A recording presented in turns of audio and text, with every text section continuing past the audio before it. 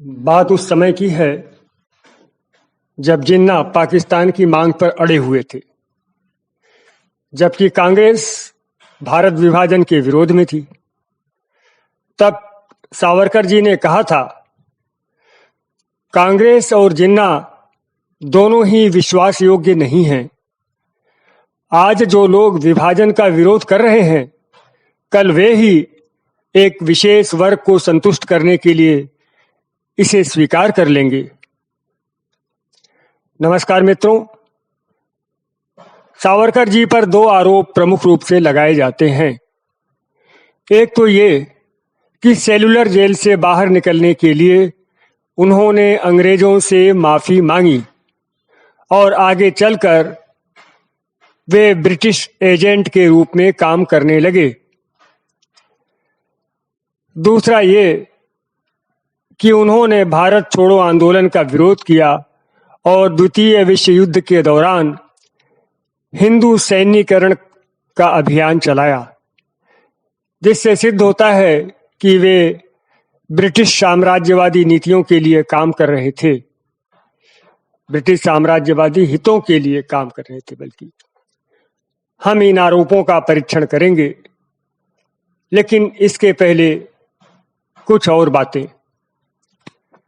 सावरकर कहा करते थे, जिस दिन हम श्री राम को भूल जाएंगे, हिंदुस्तान आत्मा विहीन हो जाएगा।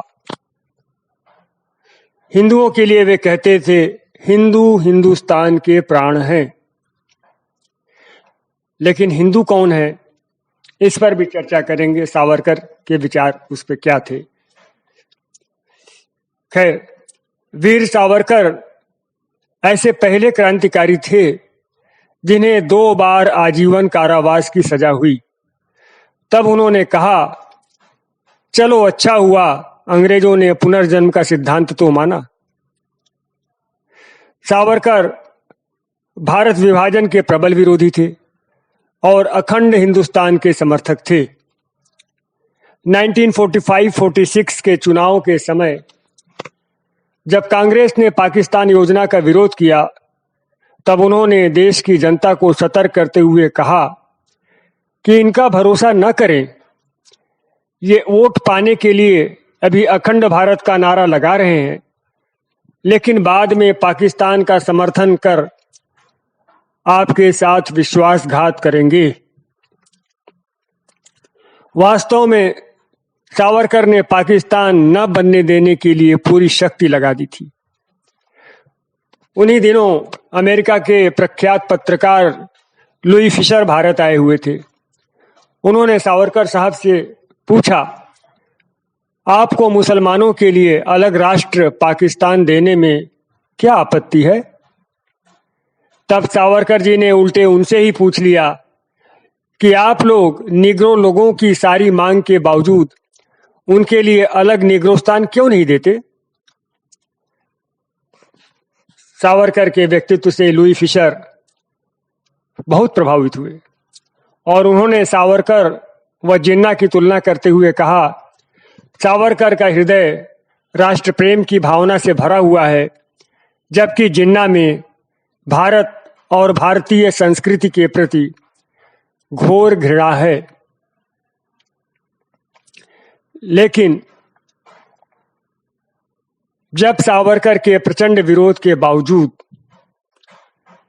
भारत का विभाजन हो गया, तो वे एकदम टूट गए। स्वतंत्रता की खुशी उन्हें अधूरी लगने लगी और उन्होंने उच्छ्वास भरते हुए कहा, कहाँ है वह सिंधु सागर आज? हमें स्वतंत्रता तो मिली है, लेकिन भारत माता का चित्र भंग हो गया। अखंड भारत का मानचित्र फाड़ दिया गया है। 1/4 भारत अभी मुक्त कराना बाकी है।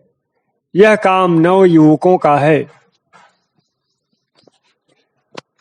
उन्होंने बहुत ही दुख के साथ कहा, हमारी सिंधु नदी और सिंध प्रांत हमसे छीन लिए गए हैं। जिस सिंधु का हम अपने प्रातःकाल मंत्रों में उच्चारण करते हैं, उस सिंधु नदी को हम भूल नहीं सकते। उसे मुक्त कराना हमारा कर्तव्य है। सावरकर सिंधु के बिना हिंदू को अधूरा मानते थे। उन्होंने कहा, सिंधु रहित हिंदू वैसे ही हैं जैसे प्राण रहित देह। ऐ सिंधु नदी, महाराष्ट्र एक अरसे से तेरे प्रेम में पागल हुआ है। एक समय था जब तू हमसे बिछड़ गई थी, तब तुझे मुक्त कराने के लिए महाराष्ट्र की चतुरंगिणी सेना उत्तर की ओर चढ़ आई थी। ऐ सुरसेविनी सिंधु, तेरे पवित्र तट पर हमारे प्राचीनतम ऋषियों ने वैदिक ऋचाओं का गायन किया था, तुझे हम कैसे भूल जाएं। भालचंद्र दत्तात्रेय और शैलजा राजे को दिए अपने लंबे साक्षात्कार में विभाजन की बेला की घटनाओं को याद करते हुए सावरकर जी ने कहा, जब जब हिमालय में आग लगी, हिंदू सागर ने उसे बुझाया है, किंतु आज तो हिंदू सागर ही जल रहा है। अद्भुत थे सावरकर। उनका पूरा जीवन विलक्षणताओं से भरा हुआ था। जन्म से लेकर मृत्यु तक वे एक चमत्कार थे। वर्ष 1883 में जन्मे सावरकर जब केवल 9 वर्ष के थे, तभी उनकी मां का देहांत हो गया। इस संबंध में एक साक्षात्कार के दौरान उन्होंने बताया, मैं देवी का भारी भक्त था। एक रात मैंने एक विलक्षण सपना देखा। जब उस सपने के बारे में मां को बताया तो वे सन्न रह गईं। सपने में देवी ने मेरी बलि मांगी थी। मां देवी के सामने गिड़गिड़ाने लगी, बोली, मेरे बच्चे को मुझसे क्यों छीनती हो? तुम चाहो तो मेरी बलि ले लो। देवी ने उनकी प्रार्थना सुन ली। अगले साल मेरे घर नवरात्र नहीं मनाया गया। देवी ने मेरे स्थान पर उन्हें अपने पास बुला लिया था। सावरकर जी की अपनी कुल देवी सिंहवाहिनी मां दुर्गा में गहन आस्था थी। जब वे नमस्तस्यै का पाठ करते तो अर्थ तो समझ में ना आता, लेकिन एक आनंद सा छा जाता उन पर। भक्ति इतनी प्रगाढ़ हुई कि मां की स्तुति में मराठी के पद स्वयं उनके मुख से फूटने लगे, और जब देवी से आशीर्वाद मांगने की बारी आती तो वे भारत देश को विदेशियों से मुक्त कराने और हिंदू राष्ट्र के निर्माण का वरदान मांगते। यह भी बता दें कि सावरकर ऐसे पहले व्यक्ति थे जिन्होंने हिंदू शब्द को परिभाषित किया। उन्होंने कहा, हिमालय से लेकर समुद्र तक भारत भूमि जिसकी पितृभूमि है, जिसके पूर्वज यहीं पैदा हुए हैं, जिसकी पुण्य भूमि यही है, जिसके तीर्थ यही हैं, वे ही हिंदू हैं। मतलब ये कि हिंदू होने के लिए समान पूर्वजों की संतानें होना पर्याप्त नहीं है, बल्कि यह भी देखा जाना चाहिए कि उसकी आस्थाएं क्या हैं, उसके तीर्थ भारत भूमि से संबंधित हैं या भारत के बाहर से संबंधित हैं, उसकी श्रद्धा भारत भूमि के तीर्थों के प्रति है या भारत के बाहर के प्रति है। सावरकर ऐसे पहले क्रांतिकारी थे जिन्हें दोहरे आजीवन कारावास की सजा हुई। 1911 में उन्हें काला पानी अर्थात अंडमान की सेलुलर जेल भेजा गया 50 सालों के लिए, लेकिन वहां वे केवल 10 वर्ष रहे। 4 जुलाई 1911 से 2 मई 1921 तक। इस दौरान उन्होंने अपार कष्ट सहे। उन्हें 1 साल में केवल 1 चिट्ठी लिखने की अनुमति थी। यह चिट्ठी भी सेंसर होकर पहुंचती थी। 10 साल में उन्होंने केवल 8 चिट्ठियां लिखी। ये सभी चिट्ठियां उन्होंने अपने छोटे भाई नारायण को लिखी। इनमें सावरकर जी की मनोदशा, उनके विचार, चिंतन, दर्शन आदि की झलक मिलती है। ये सभी आज ऐतिहासिक अभिलेख हैं। इनमें पहली चिट्ठी के कुछ अंश सुनाते हैं आपको। उन्होंने लिखा अपने भाई, छोटे भाई नारायण को, मैंने किताबों की जो लिस्ट भेजी है उन सबको भेजना आवश्यक नहीं है। ध्यान रहे, मेरी किताबों पर 10 रुपए से अधिक खर्च नहीं करना है। आगे वे लिखते हैं, उस समय उनका छोटा भाई जो नारायण था बंगाल में था, तो वो लिखते हैं, बंगाल तुम्हें कैसा लग रहा है? अब तो तुम बंगाली बाबू बन गए होगे, है ना? मराठी भाषा भूल गए होगे, लेकिन ध्यान रहे और कुछ न भूल जाना। मुझे डर है कि कभी मुझे यह सुनने को मिले कि किसी चतुर बंगालन ने तुम्हारा हृदय चुरा लिया है। हालांकि सच कहूं तो मैं तो चाहता ही हूं कि मुझे एक प्यारी सी बंगालन बहू मिले। मैं हिंदुओं के बीच इस तरह के अंतर प्रांतीय विवाहों का प्रबल समर्थक हूं। मित्रों, सावरकर हिंदू समाज को जोड़ने के लिए अत्यधिक प्रयत्नशील रहे। उन्होंने भिन्न भिन्न प्रांतों के हिंदुओं को, भिन्न भिन्न जातियों में विभाजित हिंदुओं को एक करने के लिए बहुत काम किया है। खैर, जो लोग आज सिखों को हिंदुओं से अलग मानते हैं, उन्हें बता दें कि हिंदू राष्ट्रवाद के प्रबल समर्थक सावरकर को अमृतसर के स्वर्ण मंदिर में कृपाण भेंट किया गया था। जिस समय आज के पाकिस्तान के पंजाब व सिंध प्रांतों के हिंदू पाकिस्तान आंदोलन के प्रति इतने गंभीर नहीं थे, तब दूरदर्शी सावरकर ने सिंध में सक्खर में हिंदू परिषद के मंच से पाकिस्तान बन जाने पर सिंध के हिंदुओं के अंधकारमय भविष्य की ओर ध्यान खींचा था। और समय ने सिद्ध किया कि सावरकर दूरदर्शी थे। वे देश में घूम घूम कर पाकिस्तान के निर्माण के विरोध में सभाएं कर रहे थे, लोगों को जागृत कर रहे थे। उनकी लोकप्रियता इतनी अधिक थी कि कोलकाता में जब वे पहुंचे तो लोगों ने उनके स्वागत में गुलाब जल व फूल बरसाए। स्वागत इतना अधिक हुआ कि 2 दिनों तक वे सो ही न सके और बीमार पड़ गए। तब उनका हालचाल पूछने के लिए नेपाल नरेश स्वयं उनके पास आए थे। इसी तरह जब सावरकर केरल पहुंचे तो त्रावणकोर के राजा ने उन्हें अपना अतिथि बनाया। चंगनचेरी में हरिजन व ईसाई प्रतिनिधियों ने उनसे भेंट की। यहाँ पर भाषण करते हुए उन्होंने केरल में शुद्धि कार्य पर बल दिया।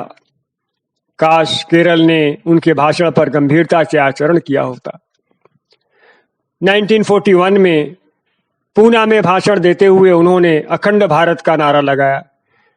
इसी वर्ष जब उन्होंने असम की यात्रा की और देखा कि आज के बांग्लादेश से बड़ी संख्या में लोग असम में आकर बस रहे हैं, तो उन्होंने इसका विरोध किया और इसके दूरगामी परिणामों के प्रति चिंता प्रकट की। तब पंडित जवाहरलाल नेहरू ने कहा, असम में खाली जगह पड़ी है, प्रकृति नहीं चाहती कि कहीं खाली जगह पड़ी रहे। इस पर सावरकर जी बोले, पंडित नेहरू न तो दार्शनिक हैं और न ही शास्त्रज्ञ। उन्हें नहीं मालूम कि प्रकृति जहरीली हवा को दूर हटाना चाहती है। सावरकर की दूरदर्शिता का प्रमाण और भी घटनाओं से लगता है। स्वतंत्रता के पश्चात जब हिंदी चीनी भाई भाई का नारा चारों ओर लग रहा था, तब सावरकर ने इस नारे में छुपी आशंकाओं और खतरों को स्पष्ट देखा। उन्होंने कहा, चीन पर इतना भरोसा करना ठीक नहीं, इस देश से हमें सतर्क रहना चाहिए। इसी तरह वे एटम बम के भी समर्थक थे। परमाणु बम न बनाने की सरकार की नीति की आलोचना करते हुए उन्होंने कहा था, भारत को समझ लेना चाहिए कि आज के युग में जिसके पास ताकत है, राज उसी का सुरक्षित है। यदि हमारे दुश्मन देश चीन के पास परमाणु बम है, तो हमारे पास उससे शक्तिशाली बम होना चाहिए। मित्रों, सावरकर पर 2 आरोप प्रमुख रूप से लगाए जाते हैं। एक तो ये कि सेलुलर जेल से बाहर निकलने के लिए उन्होंने अंग्रेजों से माफी मांगी और आगे चलकर वे ब्रिटिश एजेंट के रूप में काम करने लगे। दूसरा ये कि उन्होंने भारत छोड़ो आंदोलन का विरोध किया और द्वितीय विश्व युद्ध के दौरान हिंदू सैन्यीकरण का अभियान चलाया, जिससे सिद्ध होता है कि वे ब्रिटिश साम्राज्यवादी हितों के लिए काम कर रहे थे। इनमें पहले वाले आरोप जेल से निकलने के लिए जेल से निकलने के लिए जो उन्होंने अंग्रेजों से माफी मांगी थी, उस आरोप को समझना हो तो आपको श्री सावरकर और सुभाष चंद्र बोस की उस मुलाकात को याद करना चाहिए जो इनके बीच 1940 में मुंबई में हुई थी। द्वितीय विश्व युद्ध उस समय चल रहा था। 22 जून 1940 को सुभाष चंद्र बोस सावरकर के दर्शनों के लिए अकस्मात मुंबई स्थित सावरकर सदन पहुंच गए और उन्हें कलकत्ते में अंग्रेजों की मूर्तियां तोड़ने के अपने निर्णय से अवगत कराया। इस पर सावरकर बोले, सुभाष बाबू, मैं आपके हृदय की तड़प को समझता हूं, लेकिन मूर्तियां उखाड़ने जैसे मामूली कार्यों के कारण अंग्रेज आपको जेलों में डाल दें, यह मुझे उचित नहीं लगता। सच्ची राजनीति यह है कि स्वयं को बचाते हुए दुश्मन को दबोचे रखा जाए। सावरकर जी ने सुभाष चंद्र बोस को यह भी परामर्श दिया कि उन्हें देश के बाहर निकल जाना चाहिए और जर्मनी व इटली में फंसी भारतीय सेनाओं को भारत को स्वतंत्र कराने के लिए प्रेरित करना चाहिए। एक घटना 1939 की सुनाते हैं। सितंबर 1939 में द्वितीय विश्व युद्ध शुरू हो चुका था। तब अक्टूबर 1939 में वायसराय लिनलिथगो ने बड़े सम्मान के साथ सावरकर साहब को मिलने के लिए बुलाया और संकट की इस घड़ी में उनके विचार जानने चाहे। तब सावरकर जी ने कहा, मैं एक क्रांतिकारी हूं, अतः देश हित में सीमाओं पर सैन्यीकरण का समर्थन करता हूं, लेकिन भारत पर हमला वास्तव में पूरब से होगा। समय ने सिद्ध किया कि सावरकर की बातें सही थी। हालांकि कुछ आलोचक द्वितीय विश्व युद्ध में सावरकर जी द्वारा अंग्रेजों को सहयोग करने की नीति की आलोचना करते हैं, लेकिन सत्य तो यह है कि यह उनकी रणनीति का अंग था। वे चाहते थे अधिक से अधिक हिंदू और सिख सेना में भर्ती होकर सैनिक प्रशिक्षण प्राप्त करें, जो आगे चलकर उनके काम आए और देश के काम आए। इसका एक प्रमाण यह है कि युवाओं को सेना में शामिल करने का अभियान उन्होंने द्वितीय विश्व युद्ध के पहले से ही चलाया हुआ था। 1938 में उन्होंने केंद्रीय और प्रांतीय सरकारों और विधायिकाओं में प्रस्ताव प्रस्तुत करके मांग किया था कि हाई स्कूलों और कॉलेजों में अनिवार्य सैनिक प्रशिक्षण आरंभ किया जाए और हर प्रेसिडेंसी में कम से कम एक मिलिट्री कॉलेज खोला जाए। उन्होंने ये भी कहा कि आर्म्स एक्ट में संशोधन करके इसे ब्रिटेन के अनुरूप बनाया जाए। मतलब ये कि सावरकर जी ये चाहते थे कि भारत के युवाओं को सैन्य प्रशिक्षण मिले और भारतीय लोग हथियार रख सकें। सावरकर जी भारत की स्वतंत्रता के कितने पक्षधर थे, इसका एक प्रमाण वह केबल है जो उन्होंने 23 अप्रैल 1939 को अमेरिका के प्रेसिडेंट रूजवेल्ट को भेजा था।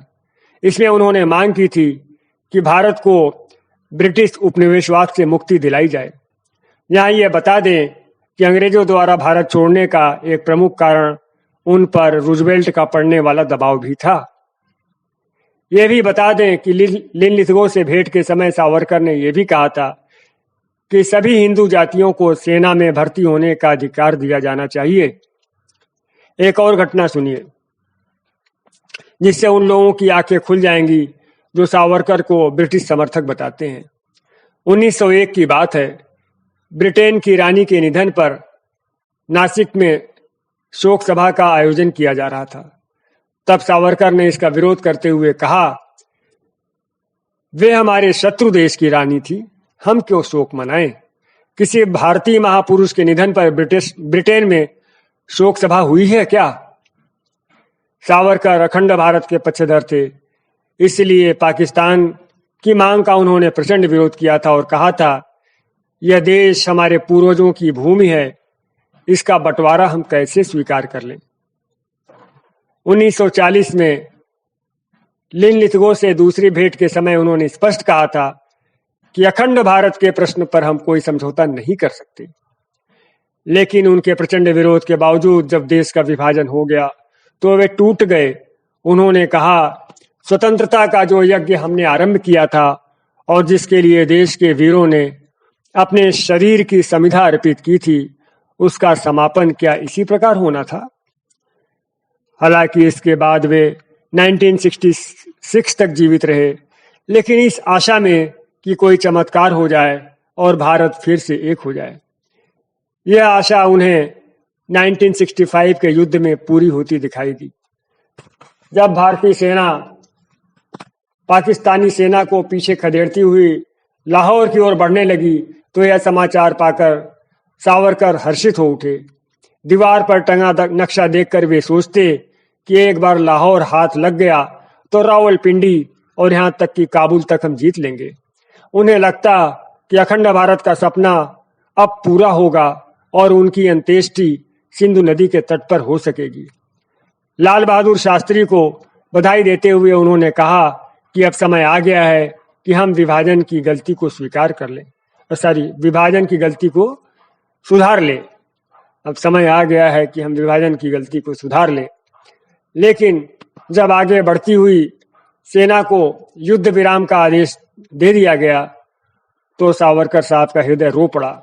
उन्होंने कहा, हजारों भारतीय सैनिकों ने बलिदान देकर जो सफलता पाई है, अब उसे गंवा दिया जाएगा। इसके बाद ताशकंद समझौता हुआ तो वे और भी टूट गए और बोले, अब चलता हूं हिंदुस्तान, मुझे दुख रहेगा कि मैं तुम्हारी तस्वीर पूरी न कर सका। भीष्म की तरह उन्होंने इच्छा मृत्यु का वरण कर लिया। उन्होंने योग की सर्वोच्च परंपरा का अनुसरण करते हुए प्रायोपवेशनम पद्धति से शरीर त्यागा।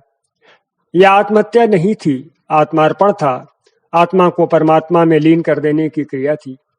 स्मरण रहे, ताशकंद समझौते की तिथि 10 जनवरी 1966 थी, जिसमें कहा गया था कि दोनों देशों की सेनाएं 25 फरवरी 1966 तक वहां पहुंच जाए जहां वे 5 अगस्त 1965 की तिथि में थी।